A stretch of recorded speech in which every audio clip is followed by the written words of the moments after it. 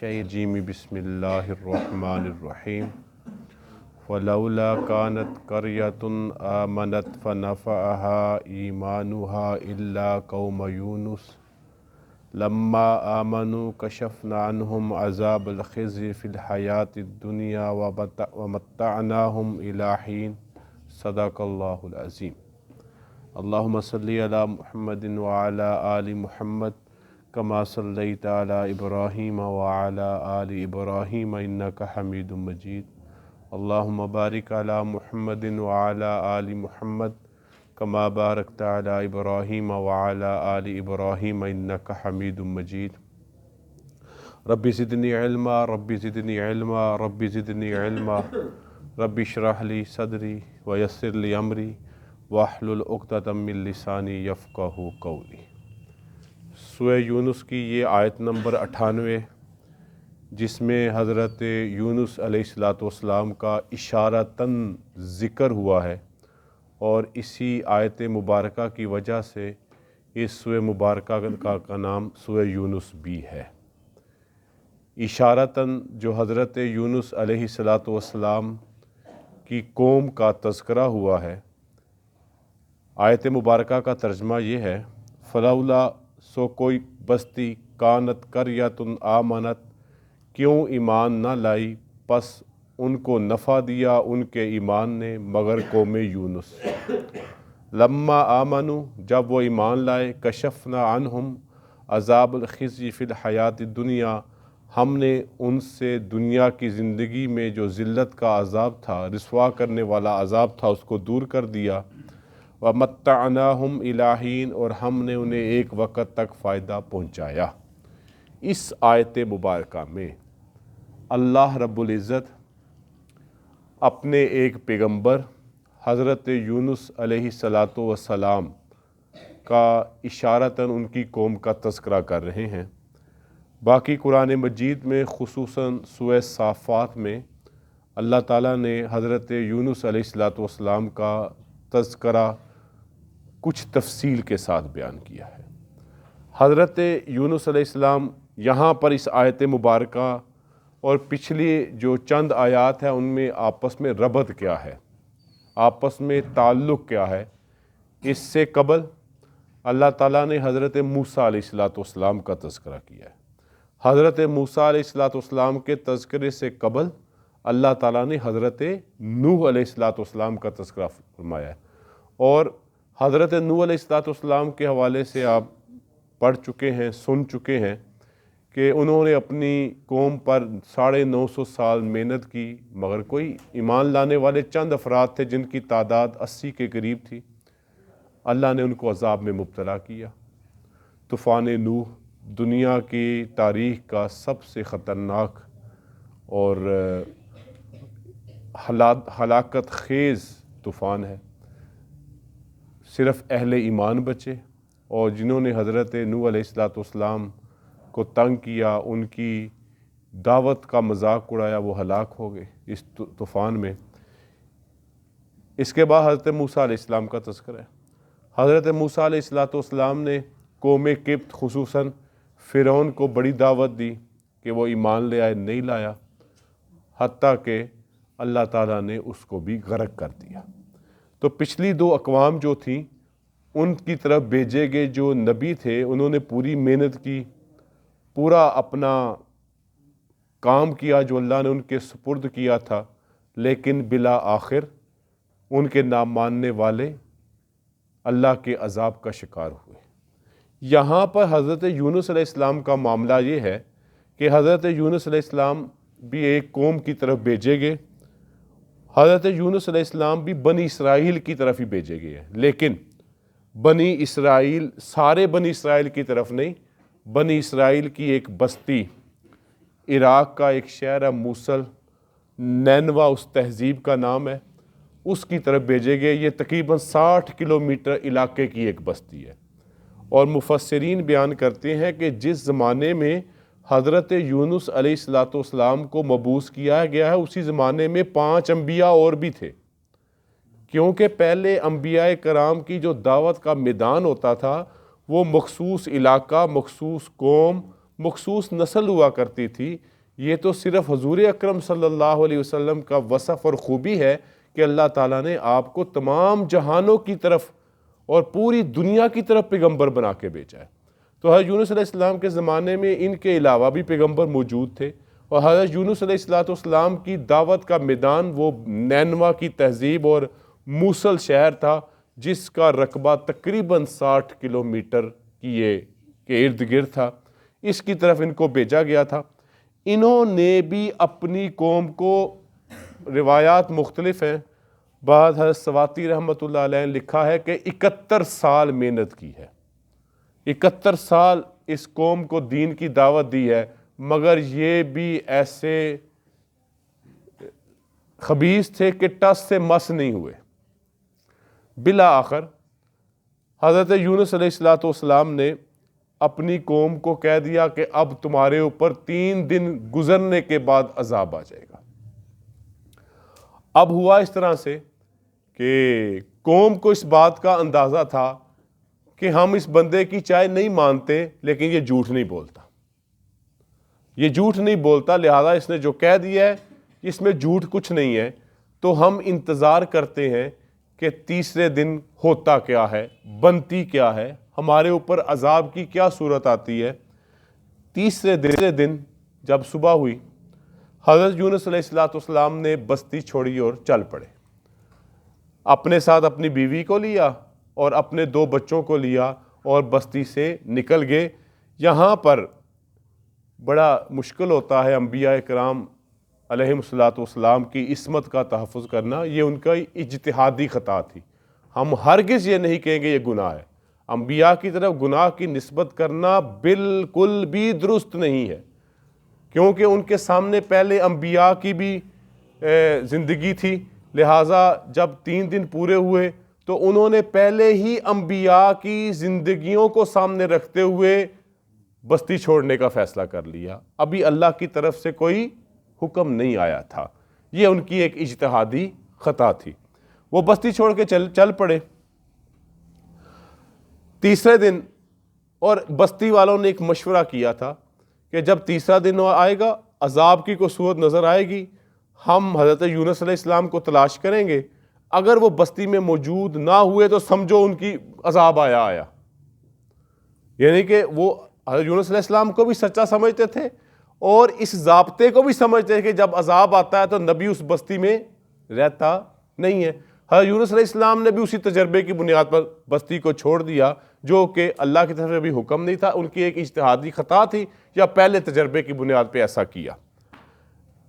خوب کالی گٹا آ گئی، خوب، حتیٰ کہ ان کے گھروں کی چھتوں پہ گپ اندھیرا چھا گیا اور ان کو اندازہ ہو گیا کہ اب عذاب آیا تو آیا۔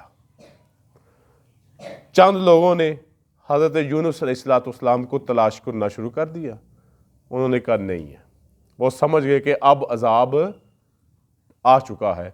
فوراً انہوں نے جب عذاب کی صورت دیکھی، جب عذاب کے حالات بن گئے، ابھی عذاب شروع نہیں ہوا، ابھی حالات بنے ہیں۔ فرعون کا معاملہ اور اس قوم کے معاملے میں فرق یہ ہے کہ فرعون نے حالات دیکھنے کے بعد جب وہ عذاب کے اس کے اندر آ چکا تھا، پھر اس نے کہا تھا جی میں مان گیا، اس وقت کوئی صورت نہیں تھی۔ انہوں نے ابھی صرف نقشہ دیکھا عذاب کا کہ اب عذاب کے نقشے بن رہے ہیں، عذاب آنے والا، ابھی آیا نہیں۔ ساری قوم، عورتیں، بچے، جوان، بوڑھے، مرد، سارے کھلے میدان میں اکٹھے ہوئے، پرانے سے کپڑے پہن لیے، خوب روئے، خوب چیخو پکار کی، خوب جو ہے وہ اپنے جو بھی کرتے رہے اس پر شرمندگی کا اظہار کیا۔ اللہ تعالیٰ نے ان سے اس عذاب کو ہٹا لیا۔ یہاں پر اللہ تعالیٰ یہی بیان فرما رہے ہیں کہ پہلی قوموں پر یا بعد میں بھی عذاب جب آیا، اس کی کوئی صورت بنی، پہلی بات ہے کہ جب صورت بھی بنی تو قوم پھر بھی نہیں مانی، انہوں نے پھر صورت دیکھ کے کہا توبہ اللہ کر لو، اب خیر نہیں ہے۔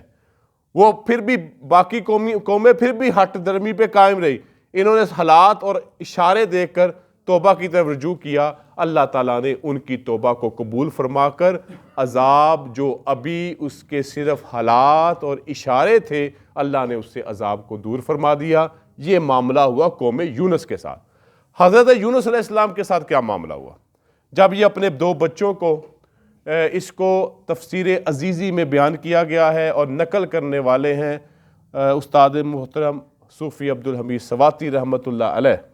وہ کہتے ہیں کہ تفسیر عزیزی میں ہے، جب یہ بستی چھوڑ کے نکلے، راستے میں ایک ندی آئی، نہر چھوٹی سی، اس کو پار کرنے لگے تو یونس علیہ السلام کا ایک بچہ اس میں گر گیا۔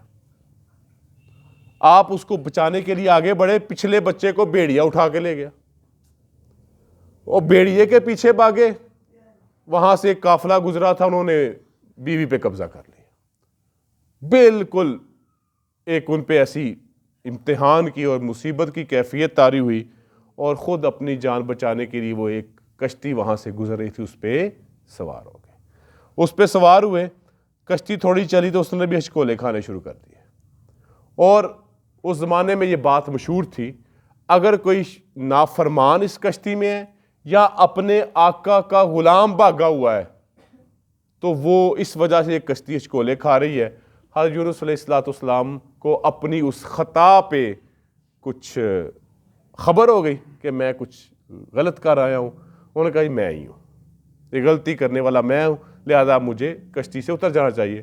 ان لوگوں نے یونس علیہ السلام کی شکل کو دیکھا تو کہا آپ تو بڑے نیک آدمی لگ رہے ہیں، آپ نہیں ہو سکتے، آپ ویسے ہی عاجزی کا مظاہرہ کر رہے ہیں، انکساری کا مظاہرہ کر رہے ہیں کہ میں ہی گناہ گار ہوں۔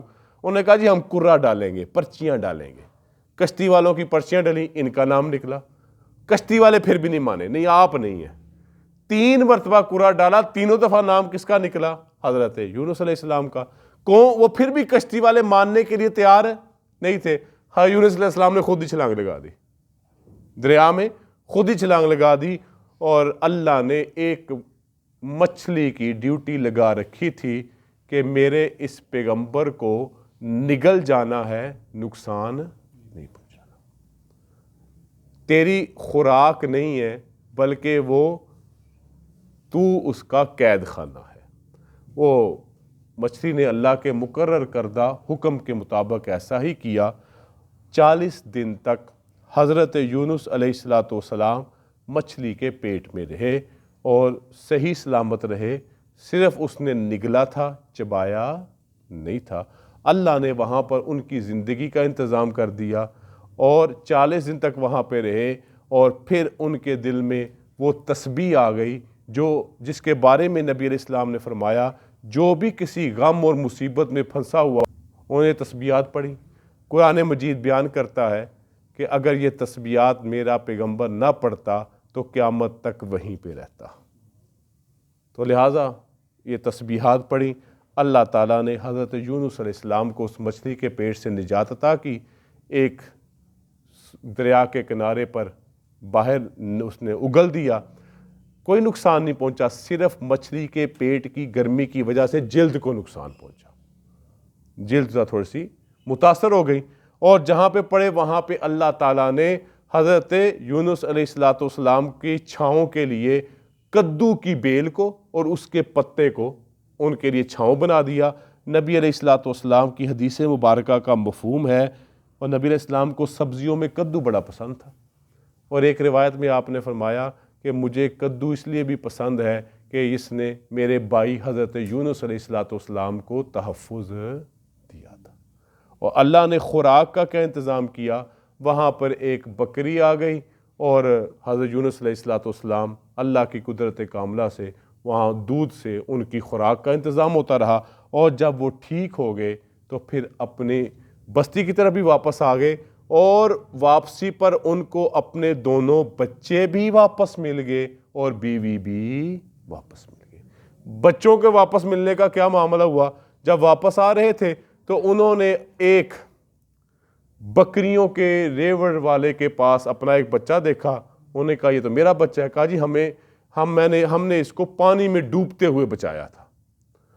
اچھا، اسی بندے نے کہا ایک اور بچہ بھی ہے۔ یونس علیہ السلام نے یقیناً تذکرہ کیا تھا یہ تو ایک مل گیا، دوسرا پتہ نہیں کدھر ہے۔ تو اس ریوڑ والے مالک نے کہا کہ ایک اور بچہ ایسا ہے جس کا کوئی عطا پتہ نہیں ہے، وہ بھی ایک بستی میں موجود ہے۔ وہ وہاں پر گئے تو وہ ان کو دوسرا بچہ بھی مل گیا، اور دوسرے بچے کا تحفظ کس طرح سے ہوا؟ ان بستی والوں نے بتایا کہ ہم جا رہے تھے، ایک بھیڑیے نے اپنے منہ میں یہ بچہ لیا ہوا تھا، ہم نے اس بھیڑیے سے جان چھڑوا کے اس کو بھگا کے یہ بچہ اپنے پاس محفوظ کر لیا۔ دونوں بچے واپس آ گئے، اب رہ گئی بیوی۔ بیوی جس بندے کے پاس تھی وہ شہزادہ ٹائپ کوئی آدمی تھا، اور اس کو پیٹ کی ایسی بیماری لگی کہ بڑے بڑے حکماء کے پاس گیا کوئی علاج ہو جائے، تو انہوں نے کہا، کسی سمجھدار حکیم نے کہا میرا خیال ہے کہ تیری پیٹ کی بیماری کا تعلق طب کے ساتھ نہیں ہے، تو نے کسی کا کوئی حق مارا ہوا ہے، تو نے کسی عورت پہ ناجائز قبضہ کیا ہوا ہے۔ اور شہزادے کو ذہن میں آ گیا یا میں نے وہ فلاں کوئی بیوی عورت ہے اس پہ میرا قبضہ ہے، اور حضرت یونس علیہ السلام تک وہ ان کی بیوی بھی کس طرح واپس باحفاظت پہنچ گئی۔ اس طرح پورا خاندان دوبارہ اکٹھا ہو گیا، جس طرح اللہ تعالیٰ نے قوم یونس کو ان کی توبہ پر ان کی حفاظت، ان کی عذاب سے حفاظت فرمائی، اسی طرح اللہ تعالیٰ نے اس تسبیح کی بدولت جو لا الہ الا انت سبحانک انی کنت من الظالمین، انہوں نے مچھلی کے پیٹ میں پڑی تھی، اللہ نے مچھلی کے پیٹ کے علاوہ سب کچھ ان کو واپس لٹا دیا، اور واپس وہ اپنی قوم کے پاس بھی آ گئے۔ اس آیت میں اللہ تعالیٰ نے صرف اشارتاً تذکرہ کیا ہے، سورہ صافات میں کچھ تفصیل ہے، کچھ دیگر صورتوں میں اس کی بھی تفصیلات تھوڑی بہت موجود ہے، باقی جو میں نے ساری روایات بیان کی ان کو مختلف مفسرین نے اپنے تفسیری نکات میں بیان کیا ہے۔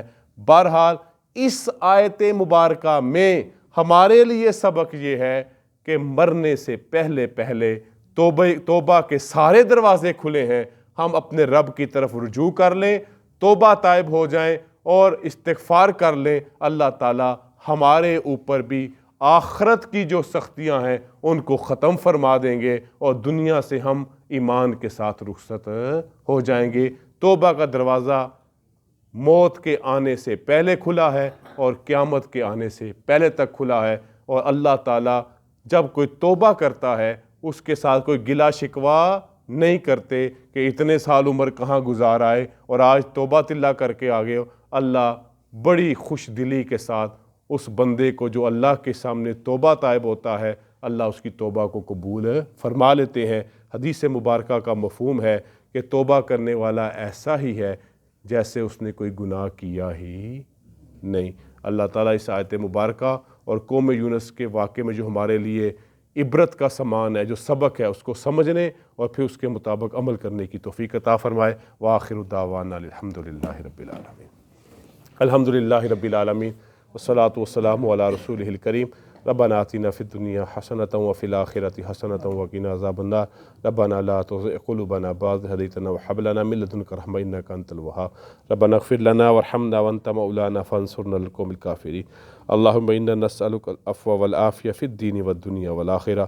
اللهم إنا نسألك علما نافعا ورزقا واسعا وشفاء من كل داء۔ وصلى الله تعالى على خير خلقه محمد وعلى آله وأصحابه وأزواجه وبناته أجمعين برحمتك يا أرحم الراحمين۔